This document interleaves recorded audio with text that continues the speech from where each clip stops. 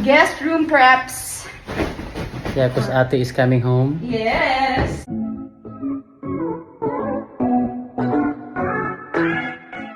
Andy Eigenman, busy-busy ngayon sa pag-aayos ng kanilang guest room dahil uuwi na muli sa isla ng Siargao ang kanyang panganay na anak na si Ellie. Tinutulungan si Andy ng kanyang partner na si Filmar para mag-ayos at maghanda sa pagdating ng anak na si Ellie. At hanggang hindi pa nga natatapos ang ipinapagawang bahay para kay Ellie, sa guest room muna ito tutuloy. Panoorin at kung hindi pa nakasubscribe, don't forget to click subscribe and hit the notification bell to keep you updated. Nakakatuwa lang dahil excited na excited nga si Mami Andy sa pagdating ng anak dahil matagal silang bago muli nagkita.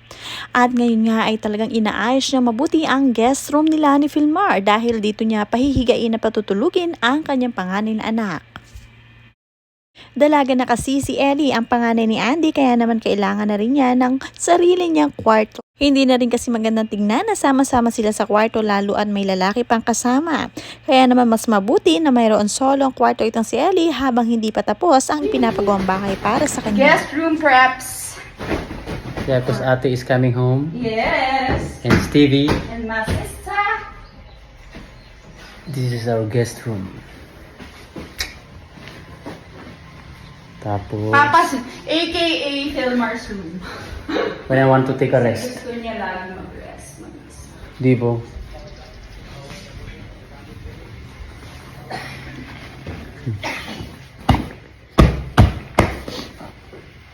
Bago na mo pilo, kaya na mo pilo, gikan patagbagyo. Correct. Correct. Ngayon palang papalitan. There's 4. Okay.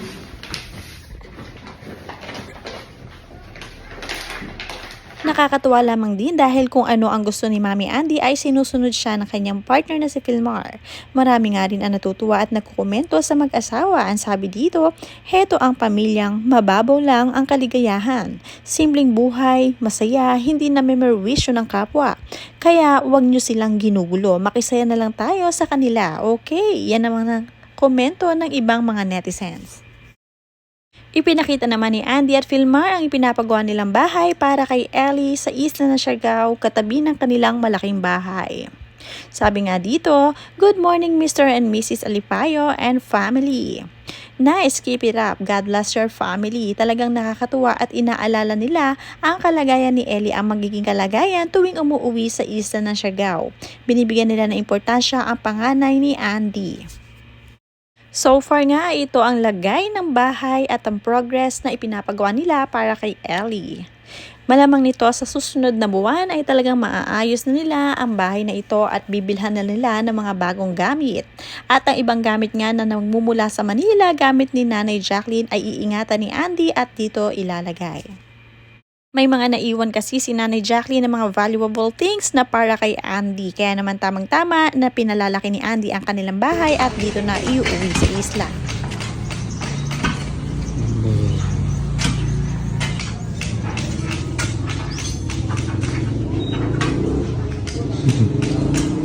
Yeah, kay Mrs. nila, Bel.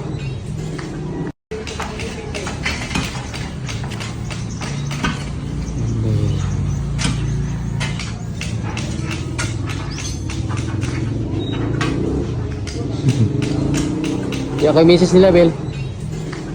Ngayon ngang bakasyon mula sa school, si Ellie ay masosolo na nga siya ng kanyang Mami Andy at magbabanding sila sa isla ng Siargao. Babalik muli si Ellie sa Manila bago magpasukan at susunduin ng kanyang daddy Jake Ejercito. Nakakatuwa naman itong si Filmar dahil napakalaki ng ipinagbago. Talagang lagi na lang sumasama sa kanyang asawa at hindi na rin bumabarkada. Marami ang natutuwa sa kanila at natutuwa kay Andy. Sabi dito, "I admire this lady. She is so genuine, simple and very responsible wife. Your beauty won't fade easily because you have a good and loving heart. May God bless your loving family." Bising-busy nga itong si Mami Andy ng paglilista ng mga bagay na talagang ikakayaman nila. At talagang napaka-business woman at very hands-on.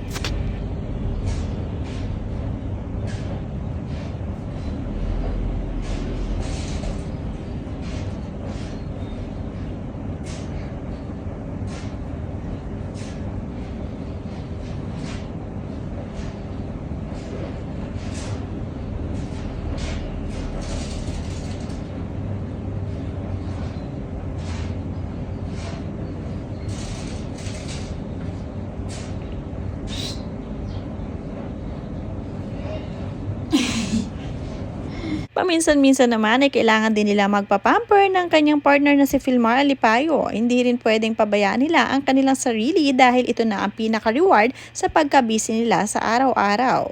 Kaya naman once in a while ay nagpapalinis sila ng kanilang mga kuko at sabay nga na nagpapapamper.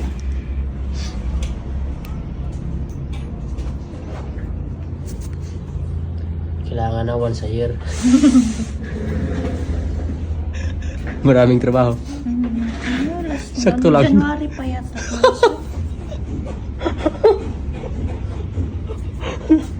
Yes. Sabi ko once a year ba kailangan na yung pako. Hindi na nga rin makahintay itong si Lilo sa pagdating ng kanyang ate Ellie. Matagal nga sila bago nagka-banding kaya miss na miss ang ate na dati ay inaalagaan siya dito pag busy ang kanyang mami Andy, sila-sila lamang ni Lilo at Kowa sa bahay kasama ang ate Ellie. Ngayon naman ay ipinakita rin ang mga loving dog nila at talaga namang bantay na bantay itong si Lilo. Tatlo-tatlo ang pitbull sa bahay pero okay na okay lang kasama si Lilo dahil siya ang amo ng mga aso na ito.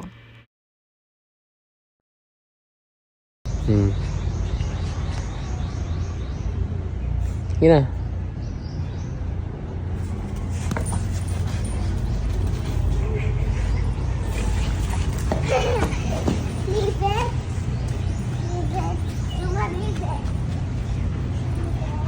Zuma, leave it.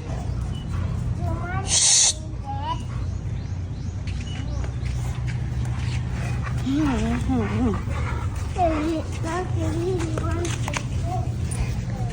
Oo. Make him sit, Anay. Si Loki. You move forward to him. Tell him.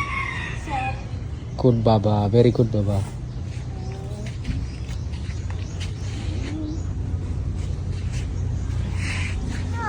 Ikaw, Lilo. Ikaw first.